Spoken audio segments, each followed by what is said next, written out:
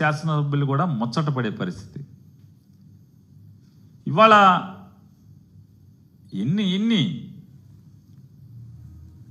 భారతదేశంలో విషం చిమ్మటమే కాకుండా అమెరికాలో పనామా లీక్స్ అని, లేదా ప్యారడైజ్ పేపర్లని, ఇంకేదో పేపర్లని,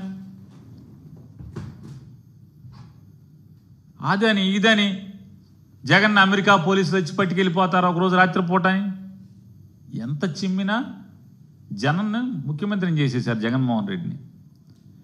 ఇవాళ మళ్ళీ భయం. మనం ఎంత విషం చిమ్మినా, 3 పార్టీలు కలిసినా, ఎంత చెడు చేసినా ఇంకా జగన్మోహన్ రెడ్డికి 40% ఓటింగ్ ఉంది, దీన్ని చంపేయాలనేటువంటి తప్పుడు ఆలోచనలతోనే ఇవాళ మళ్ళీ విషం చిమ్మే ప్రయత్నం.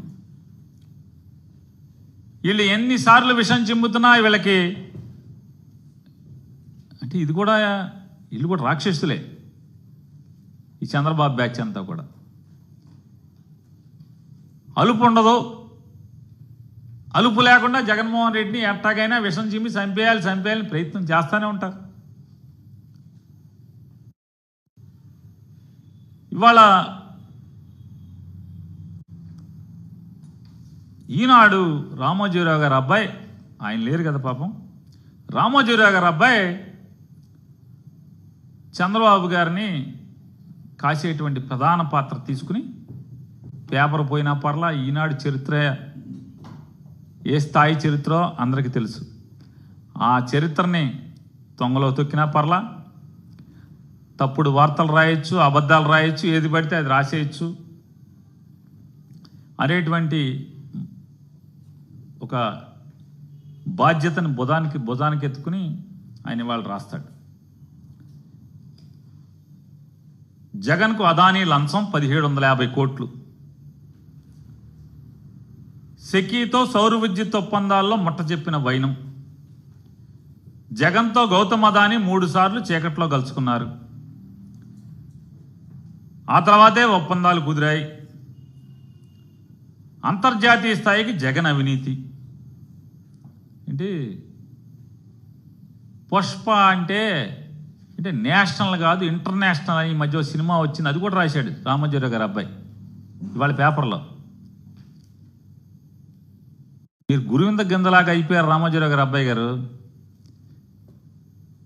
అసలు మీ ఫ్రెండు, మీ నాన్నగారి ఫ్రెండు, మీ ఫ్రెండు చంద్రబాబు నాయుడు ఎప్పుడో ఇంటర్నేషనల్, పుష్ప ఈ మధ్య వచ్చింది ఇంటర్నేషనల్. సింగపూర్ కథ మర్చిపోయామా? ఈశ్వరన్ కథ మర్చిపోయామా? సింగపూర్లో మలేషియాలో హోటళ్ళు మర్చిపోయామా? ఈశ్వరన్ జైల్లోకి వెళ్ళాడు తెలుసు కదా, తెలీదా? కనపడదు, వినపడదు. రామోజీరావు అబ్బాయి కనపడదు, వినపడదు. మనది పెద్ద పుష్పం, చంద్రబాబు పుష్పం ఎప్పుడో ఇంటర్నేషనల్. కొత్తగా ఇప్పుడు అయింది అనుకుంటున్నారు మీరు, మామూలుగా అల్లు అర్జున్ సినిమా డైలాగు, ఈయన ఎప్పుడో ఇంటర్నేషనల్. ఇవాళ ఈ గురువింద సామెతగా వీళ్ళు ఈ తప్పుడు వార్తలు రాస్తూ, అసలు రాయటానికి వీళ్ళ అర్హత ఉందా? ఒకటికి నీతి చెప్పే అర్హత ఈ పేపర్కు ఉందా అని అడుగుతున్నాను. రిజర్వ్ బ్యాంక్ ఆఫ్ ఇండియా రూల్స్ని తొంగలో తొక్కి, కేంద్ర ఆర్థిక శాఖ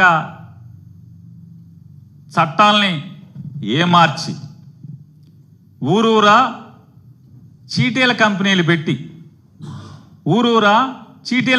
పెట్టి ఆ చీటీల కంపెనీల ముసుగులో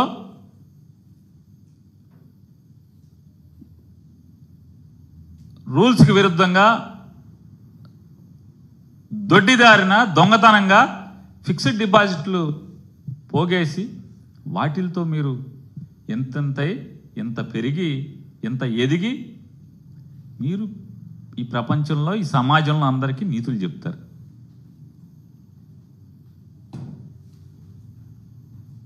ఎప్పుడన్నా ఒక్కరోజన్నా ఈ మార్గదర్శి పాపాల గురించి ఒక్కరోజన్నా రాశారా మీ పేపర్లో? ఒక్కరోజు ఇది తప్పు అని మార్గదర్శి చేసింది తప్పు పాపం అని ఎప్పుడన్నా చెప్పారు ఎవరికన్నా? ఏ రోజన్నా రాసుకున్నారా మీ గురించి? మీరు సమాజానికి నీతులు చెప్తారు ప్రతోడికి. భలే మంచోళ్ళు. మనం ఒక జిల్లా ఏం చేస్తాం? సస్తామేంటి మరి? ఇక అంతకు మించి అనలేకపోతున్నాం. కృష్ణా జిల్లాలేండి మాది తినాలి వాళ్ళ తినాలిలాగా వీళ్ళు రాస్తారు. ఏమని రాస్తారా అంటే అసలు చూడండి.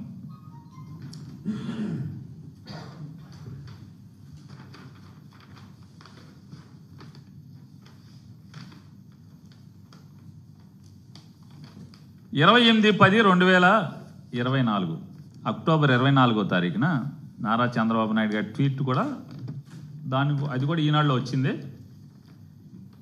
met with the delegation from Adani Group led by the Managing Director of Adani Exports Limited, Mr. Rajesh Adani, and the MD of Adani Ports and SEZ Limited, Mr. Adani Karan, to discuss a range of investment opportunities in Andhra Pradesh. Their presentation, ఇది గొప్పగా అద్భుతం, ఆహా ఓహో. అదానీ వాళ్ళు వచ్చారు, మాతో మాట్లాడారు. అసలు అదానీ వాళ్ళు అంతటోళ్ళు మాతో వచ్చి వ్యాపారం పెడతామని ఆంధ్రప్రదేశ్లో అంటాం ఆహా ఓహో అని రాస్తారు. కింద అదానీ భారీ పెట్టుబడులు రాష్ట్రంలో పోర్టులు, మైనింగు, ఐటీ, పర్యాటకం, ఆర్టిఫిషియల్ ఇంటెలిజెన్స్ వంటి రంగాల్లో అదానీ వ్యాపారం మొదలు పెడతారు ఆంధ్రప్రదేశ్లో. అమరావతి ఇన్నర్ రింగ్ రోడ్ నిర్మాణానికి సంసిద్ధత. ముఖ్యమంత్రి చంద్రబాబుతో అదానీ గ్రూప్ ప్రతినిధులు భేటీ. ఆహా ఓహో వ్యాపారం. కృష్ణపట్నం, గంగవరం పోర్టులు కూడా బాగా విస్తరిస్తారు. రామోజీరావు గారు అబ్బాయి. ఒక్కసారి వెనక్కి తిప్పితే కాగితం జగన్మోహన్ రెడ్డి గారు ఉన్నప్పుడు అదానీ వాళ్ళు వచ్చి కలిస్తే ఏం రాశారు చూడండి సరే.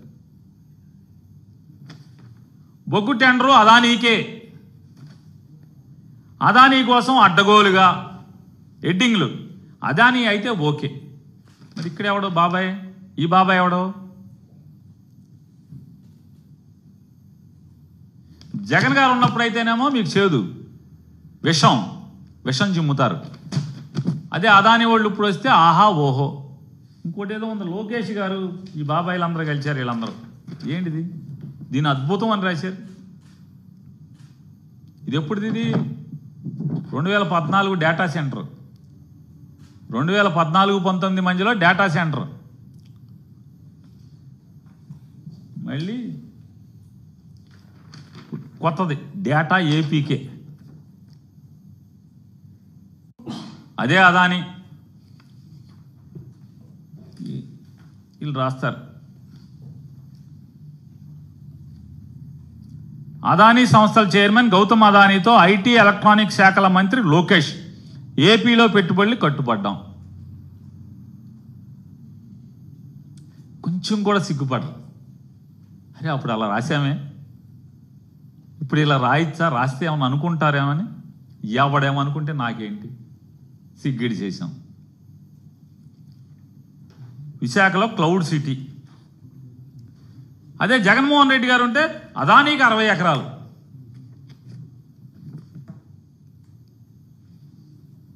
ఈ పాపాలు ఎట్లా ఉంటే వాళ్ళు చెప్తారు.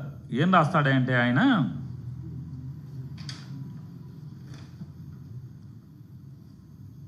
జగన్మోహన్ రెడ్డి గారు ఏది ఈనాడు పేపర్ ఇదా,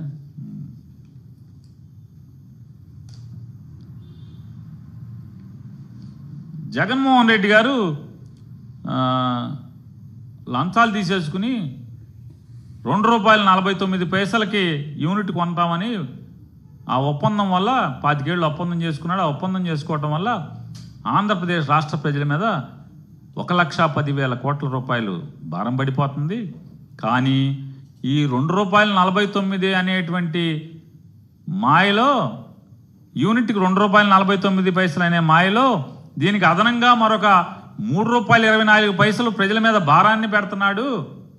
ఎట్లా అంటే అక్కడి నుంచి వేరే రాష్ట్రాల నుంచి విద్యుత్ ఇక్కడికి తరలించడానికి ₹3.24 అవుతుంది. కాబట్టి మొత్తం ₹5 చిల్లర అయిపోతుంది. ₹5.70 73 అయిపోతుంది. ఇది ఘోరం, దుర్మార్గం అని రాస్తాడు. ఎంత పచ్చి పాపం అంటే ఇలా రాయొచ్చా? ఇది జర్నలిజం నీతేనా అని కూడా వీళ్ళకి ఏమాత్రం కూడా సిగ్గుపడే పరిస్థితి ఉండదు.